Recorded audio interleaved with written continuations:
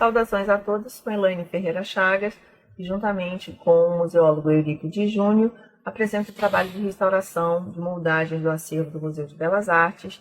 É uma obra que aconteceu no ano de 2018 até o início de 2019, em ateliê aberto e com a possibilidade de visitação guiada.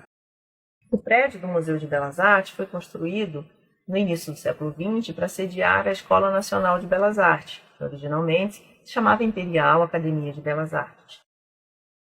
Na década de 70, a Escola de Belas Artes mudou de campus e o acervo foi desmembrado. Uma parte da Giptoteca e da Pinacoteca formou o Museu Dom João VI na cidade universitária, na Ilha do Fundão, mas mais de 70 mil itens dessa coleção permanecem no Museu de Belas Artes, ocupando mais de 8 mil metros de áreas expositivas e reservas técnicas. Desse expressivo acervo, 150 peças aproximadamente são moldagens em gesso, moldagens essas de obras clássicas europeias, assim como estudos de alunos e obras de professores da Escola de Belas Artes ao longo dessa sua história. Esse acervo é um acervo bastante variado, da Pinacoteca e da Giptoteca, mas as galerias de moldagem são as áreas mais visitadas e mais fotografadas do Museu de Belas Artes. É comum ver esses jovens se posicionando juntamente das estátuas, imitando seus gestos, tais como eles fossem verdadeiros heróis, essas esculturas. Essas galerias onde estão as moldagens do Museu de Belas Artes foram construídas inspiradas nas galerias do Museu do Vaticano, e 11 dessas esculturas, em 2018, foram selecionadas para serem restauradas por possuírem grandes danos ou patologias muito preocupantes. Foi montada uma equipe multidisciplinar, contando com o apoio do Laboratório de Restauração do Museu, com consultores técnicos. E, de início, na primeira etapa de trabalho, como havia uma exposição na galeria, uma exposição temporária, as obras de pequeno porte foram deslocadas para uma sala reservada. Esse deslocamento aconteceu com bastante segurança, com o uso de paleteiras hidráulicas. As bases das esculturas, na atualidade, já estão paletizadas, então permitem um deslocamento bastante tranquilo. A empresa Olos Assessoria e Consultoria mobiliou essa sala e posicionou todos os equipamentos, iluminação, insumos, ferramental necessário à restauração dessas obras. Elas foram posicionadas, então, longe das paredes, permitindo a circulação dos restauradores, que possuíam bancos de diversos tamanhos, escadas, enfim, tudo que era necessário para a restauração adequada dessas 4 peças inicialmente. Foram feitos exames laboratoriais, confirmando o material constituinte dessas obras e também elucidando algumas dúvidas, tais como o tipo de pintura, o material base da pintura dessas esculturas. Foram feitos exames radiográficos também, que foram bastante significativos, muito relevantes para a compreensão do estado da estrutura dessas obras frente aos danos que partes delas apresentavam. Então, como podemos ver aqui, nessa imagem da perna do pequeno ídolo, que possuía muitas fissuras na superfície, nós podemos ver a espessura do gesso aqui, que é uma espessura muito fina. Esse escuro significa os grandes vazios que a obra possui, que é uma obra oca.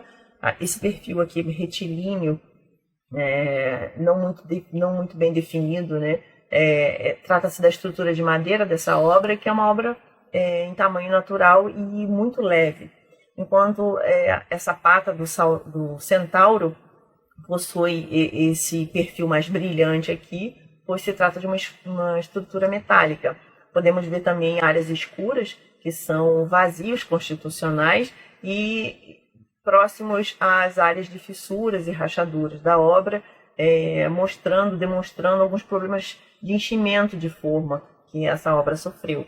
Aqui nessa outra imagem do braço da Diana Caçadora, os vazios constitucionais que são para dar leveza, né, às partes da escultura, e o perfil de sustentação metálico aqui apontado nessa radiografia. Nesse outro exemplo aqui temos o pescoço do Saurópton, que visualmente apresentava uma deformação volumétrica, e o exame radiográfico pôde esclarecer os materiais excedentes, o material espúrio aqui que foi posicionado, dando apoio à remoção criteriosa desse material excedente e possibilitando essa desconexão segura do encaixe original da obra. Então, esse pescoço foi desconectado para a recomposição do encaixe original. Essa é uma foto da equipe: Eurípides Júnior, Cristina Gabladia, que é a dona da empresa Olos, essa sua auxiliar, Patrícia Marques, Stephanie Silva, restauradora sênior, Larissa Long, responsável pelo Laboratório de Restauração do Museu de Belas Artes nessa época, e Ana Hilton, um museólogo que foi curador da coleção durante muitos anos e que acompanhou a primeira etapa de trabalho. Contamos também com o apoio imprescindível da consultora, professora doutora Bem-vinda de Jesus, professora da Escola de Belas Artes, da UFRJ, que acompanhou todos os procedimentos e supervisionou todas as atividades de perto. Então, durante essa primeira etapa, em que as obras ficaram na sala reservada, as visitas guiadas foram executadas. Visitas essas de funcionários do próprio museu e de estudantes da Escola de Belas Artes.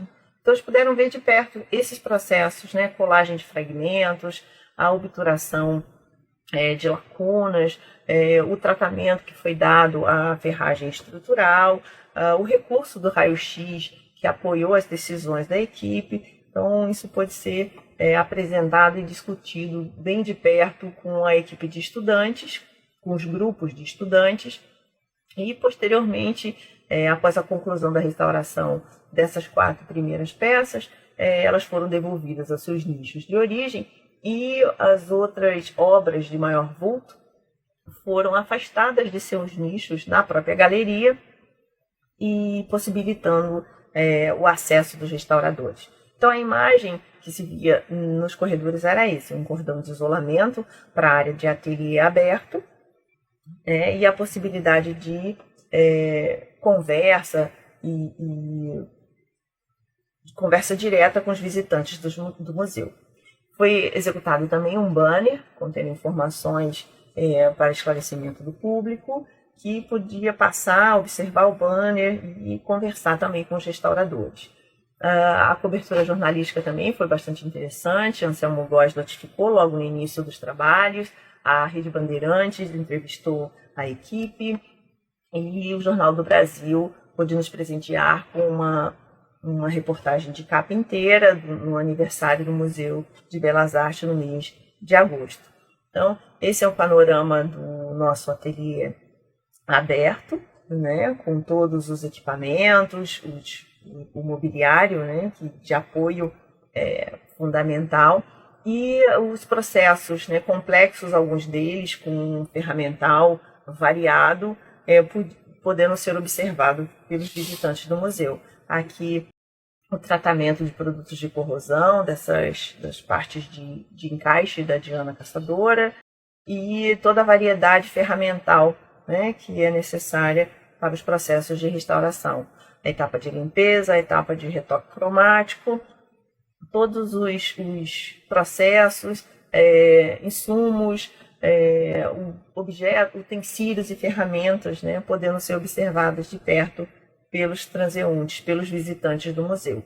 Né? Esse tipo de isolamento aqui foi também bastante utilizado na etapa final, né, de retoque cromático, e para a recomposição de rachaduras presentes na asa da Vitória de Samotrácia, nessa asa direita aqui, foi montada uma estrutura específica, pois havia um distanciamento, né, dessa asa do corpo da escultura. Essa asa são asas encaixadas, e vocês podem ver aqui que esse distanciamento aqui está, né, bem justo, enquanto esse está mais aberto.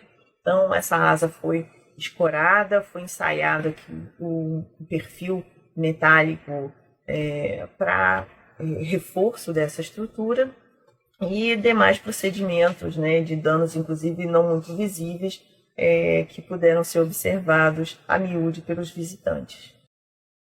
Muito obrigada pela atenção de todos.